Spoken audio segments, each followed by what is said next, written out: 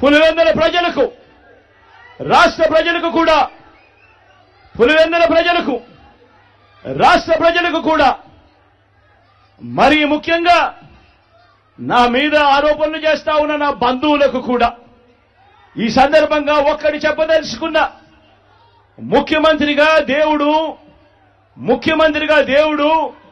మీ బిడ్డకు అధికారం ఇచ్చింది. ముఖ్యమంత్రిగా దేవుడు అధికారాన్ని మీ బిడ్డకి ఇచ్చింది డబ్బులు సంపాదించుకునే దాని కోసం కాదు, మీ బిడ్డ డబ్బులు సంపాదించుకునే దాని కోసం కాదు, నా కుటుంబ సభ్యులను కోటీశ్వరులను చేసేందుకు కాదు.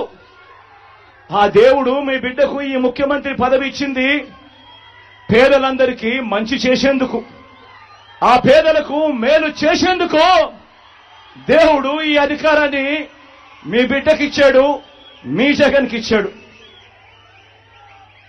జగన్ అధికారంలోకి వచ్చిన తర్వాత మమ్మల్ని పక్కన పెట్టాడు అని చెప్పి మాట్లాడుతా ఉన్న నా బంధువులకు ఈ సందర్భంగా తెలియజేస్తా ఉన్నా.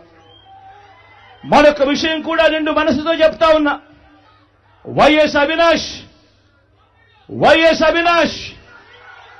ఏ తప్పు చేయలేదని నేను బలంగా నమ్మాను కాబట్టి నేను అవినాష్కు టికెట్ ఇచ్చాను.